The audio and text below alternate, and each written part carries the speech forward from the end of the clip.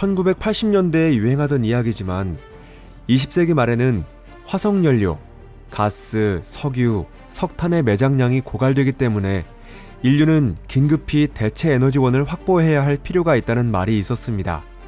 그로부터 50년이 지난 지금 경제학자와 과학자들의 이야기에 따르면 2020년대 말까지 가스와 석유의 생산량은 확대되었고 이에 따라 화석연료의 가격은 하락하고 있다고 합니다.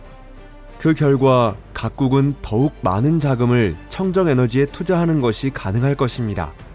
이건 생각지도 못한 전개네요. 어떤 길을 선택하든지 세계는 태양광, 풍력, 수력 등을 이용한 청정에너지로의 전환을 이어가고 있습니다. 물론 그 선두는 수력으로 낙수 에너지를 이용한 수력발전소는 앞으로도 계속해서 건설될 것입니다. 일찍이 이 분야에서 세계를 주도하고 있던 것은 미국과 소련이었지만 고난이 계속되고 있는 우크라이나 역시 그랬습니다. 드네프르강에서만 9개의 발전소와 6개의 저수지로부터 수력발전소 단지가 건설되었습니다. 여러분, 안녕하세요. 하지만 이것은 모두 과거의 이야기입니다. 지금 거대 프로젝트 분야에서 가장 선두의 자리에 앉은 것은 중국입니다. 이번에는 그런 프로젝트 중 하나인 산샤댐에 관해 이야기하겠습니다. 현재 산샤댐은 세계에서 가장 거대한 댐이면서 가장 강력한 수력발전소이기도 합니다. 산샤 프로젝트 덕분에 중국은 에너지와 환경 문제, 더 나아가서 인구 문제 등과 같이 많은 문제를 해결할 수 있었습니다. 산샤댐에서는 낙수를 이용한 청정에너지만 사용되고 있습니다. 얼마나 훌륭한 일인가요? 하지만 인간이 자연에 깊이 관여할 때는 언제나 꺼림칙한 그러나라는 단어가 따라다닙니다. 화석연료의 사용이 지나침에 따라 지구온난화는 피할 수 없는 현상이 되어버렸지만 산샤댐과 같은 초강력 발전소의 이용은 어떤 결과를 불러오게 되는 것일까요? 여러분, 여기는 토픽입니다. 그러면 시작하겠습니다.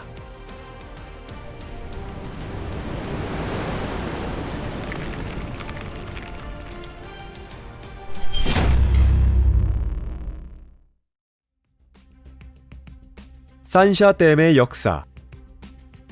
중화민국의 창시자 중 한 명인 총리 순원은 1919년에 논문 실업계획에서 수력발전소 건설의 필요성에 대해 처음으로 언급하였습니다. 그 뒤로 제2차 세계대전 후에는 현지에서 수력발전소의 건설 작업이 시행되어 미합중국 개척국과 계약을 맺기까지에 이르렀지만 내전과 함께 마오쩌둥의 대약진 정책에 의한 중국 경제의 쇠퇴에 의해 프로젝트의 진전이 정체되었습니다. 중국이 공사에 착수할 수 있었던 것은 그 유명한 경제개혁에 의해 경제가 발전하여 산샤댐 건설에 거액의 자금을 융통할 수 있게 되었기 때문이었습니다. 이 거대한 치수용 복합시설은 애초 계획되어 있던 대로 후베이성의 장강에 건설하기로 하였습니다. 댐 건설이 정식으로 시작된 것은 1994년 12월 14일이었습니다. 건설 현장과 침수 예정지를 포함해 약 130만 명이 이주하게 되었습니다. 이 많은 사람들을 이주시키는데 총 공사비의 약 3분의 1의 비용이 들었습니다. 전체 길이 약 660km의 저수지를 채우기 위해 2개의 큰 마을과 그보다 작은 116개의 마을이 수몰되었습니다. 댐 건설은 18년이 걸렸습니다. 여러 추산에 따르면 총 예산은 305억 달러에서 400억 달러입니다. 번역하면 세계의 협곡이라는 의미가 되는 산샤 수력발전소의 정식 운전 개시는 2005년 9월 16일이었습니다. 하지만 수력발전소의 준공식은 결코 건설의 종료를 의미하는 것이 아니었고 2009년까지 대규모의 건설이 이어졌습니다.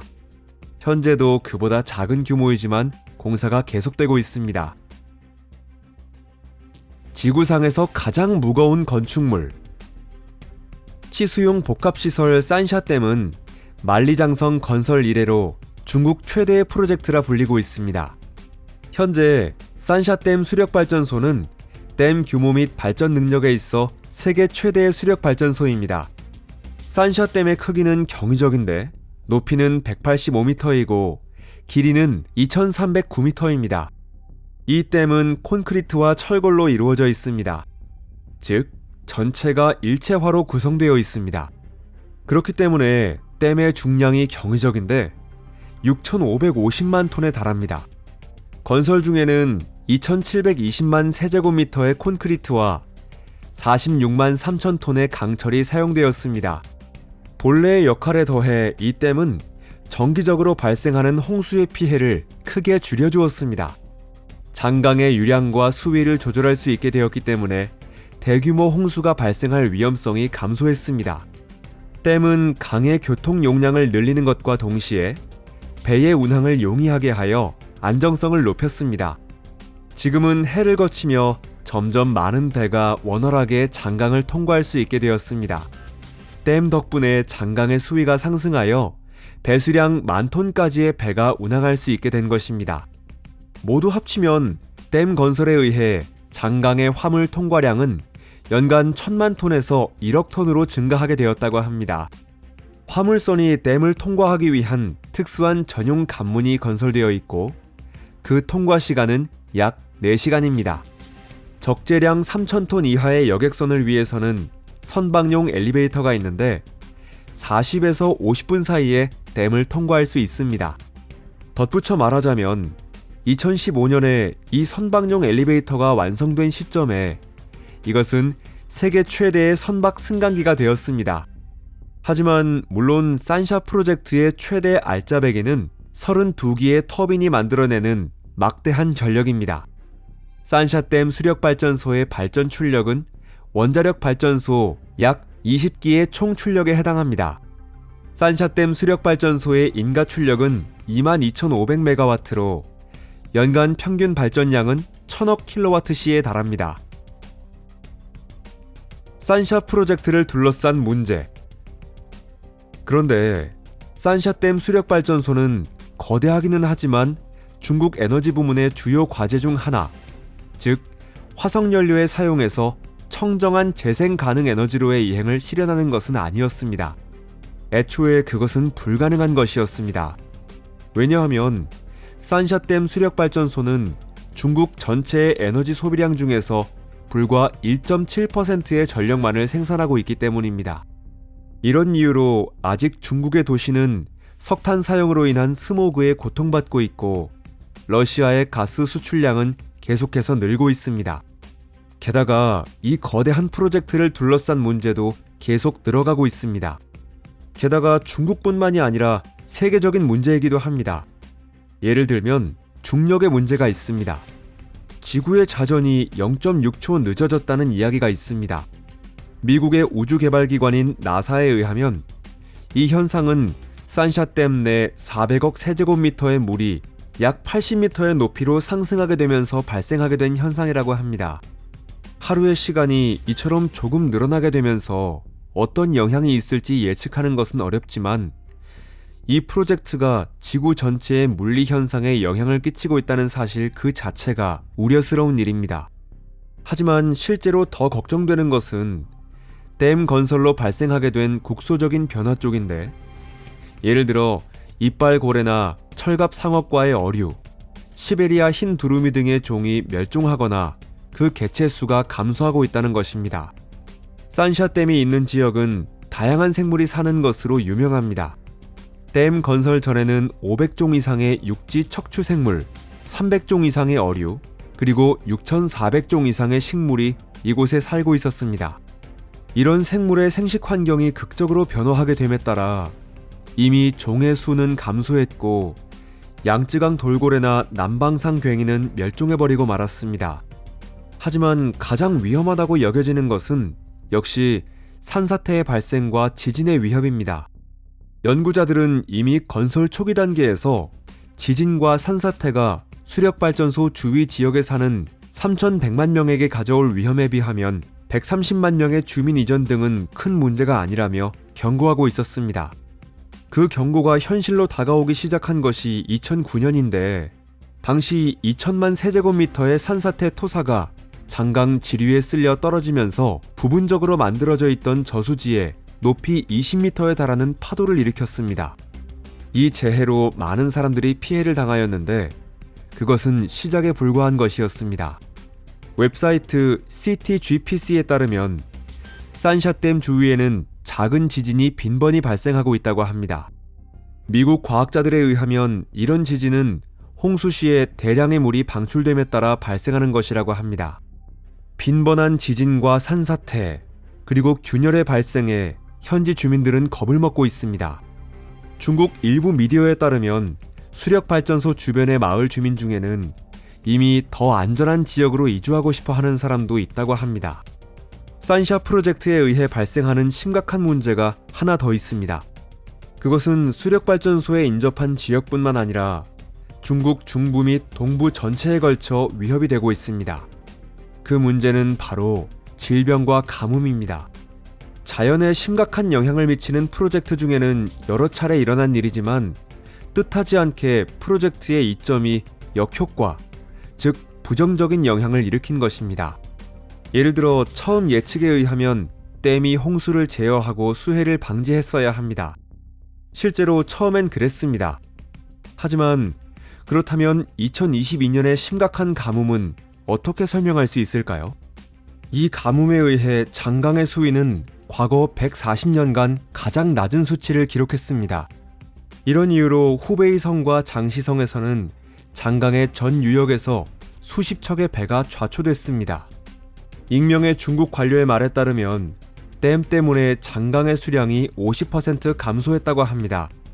장강의 수량이 줄어들면서 중국 최대의 도시인 상하이에서는 식수가 부족해지는 사태가 빚어졌습니다.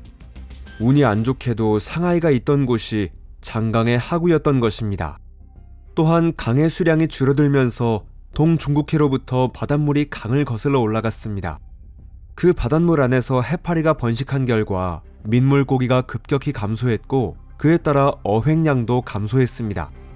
강을 통한 운송의 문제와 식수의 부족, 상업어업의 어획량 감소와 같은 문제에 더해 수중에서 전염되는 감염병이 증가하고 있는 것도 우려할 만한 문제입니다. 예를 들어 고둥이 무제한으로 증식하면 더러운 민물에서 고둥이 매개로 하는 위험한 기생충이 증가하고 주혈흡충증이 만연하게 될 것으로 알려져 있습니다. 가뭄의 원인에 대해서는 아직 논의가 계속되고 있습니다. 지구온난화가 원인인 것일까요? 아니면 산샤댐의 건설에 의한 생태계 교란이 원인인 것일까요? 이 두 개의 요인이 함께 작용했을 가능성도 충분히 있습니다. 게다가 장강의 수위 상승은 일시적인 성공에 불과하며 미래 세대가 그 성공의 대가를 치러야만 할 가능성도 충분히 있습니다. 하지만 중강도의 지진과 콘크리트의 노후 또는 테러 공격에 의한 댐이 갑자기 파괴될 우려에 비하면 지금까지 거론된 재해는 보잘것없습니다. 테러의 위협에 대해 말하자면 현재 불안정한 세계 정세에서는 충분히 있을 수 있는 일입니다. 확실히 댐의 경비는 만전이고 그 물리적 특성으로부터 댐을 파괴하는 것은 불가능할 것이라 여겨집니다. 하지만 최근의 일이지만 2023년 6월 6일 러시아의 테러 공격에 의해 우크라이나에서 마찬가지로 상당히 튼튼한 댐이었던 드네프르강의 카호프카 수력발전소의 댐이 파괴되었습니다. 댐이 폭파되면서 약 36,000명이 사는 28개의 마을이 침수되었습니다. 만약 산샤댐이 갑자기 붕괴하면 침수될 마을과 희생자의 수는 그 몇 배에 달할 것입니다. 저희는 왜 중국이 세계 최대의 댐인 산샤댐과 그 발전소를 건설한 것인지 알고 있습니다. 하지만 유감스럽게도 그 건설로 인해 발생할 수 있는 위험한 사태를 완전히 파악하고 있는 것은 아닙니다.